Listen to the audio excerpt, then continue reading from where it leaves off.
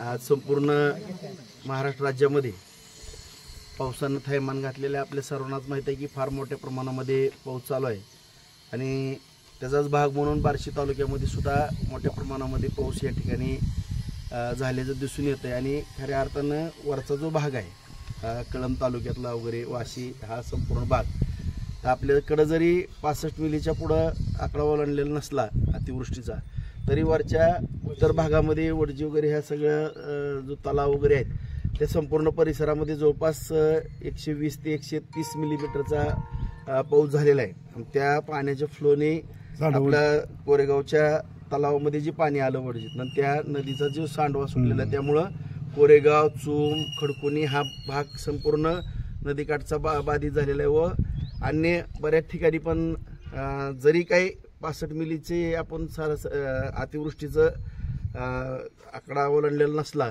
तरी सुद्धा रोजचा जो सततचा पाऊस आहे त्या पावसामुळे पण आपल्या तालुक्यामध्ये काही नुकसान झाल्याचं दिसून येत आहे। तरी या ठिकाणी मी माननीय जिल्हाधिकारी साहेबाला सगळी माहिती तहसीलदार साहेबांकडून घेऊन त्या ठिकाणी पत्र देणार आहे। मदत पुनर्वसन मंत्री यांना पण देणार आहे। माननीय मुख्यमंत्री दोन्ही उपमुख्यमंत्री यांनाही भेटून ही सगळी परिस्थिती त्यांच्या निदर्शनास आणणार आहे। निश्चितपणाने या ठिकाणी 2 दिवसापूर्वीच मंगळवारीच माननीय मुख्यमंत्री फडणवीस साहेबांनी बैठक घेतली। दोन्ही उपमुख्यमंत्री त्या बैठकीला उपस्थित होते आणि जवळपास राज्यामध्ये 12 ते 14 लाख एकर जमीन या ठिकाणी नुकसान झालेलं आहे असा त्यांचा प्राथमिक अंदाज त्यांनी काढलेला आहे।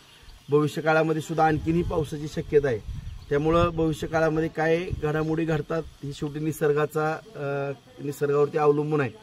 त्यामुळं तालुक्यामध्ये ज्या ज्या काही घटना घडत आहेत त्या सर्व बाबींवरती आम्ही सगळेजण मी असेल माननीय तहसीलदार साहेब असेल सगळे प्रशासनातली टीम असेल ही सगळी लक्ष ठेवून आहे।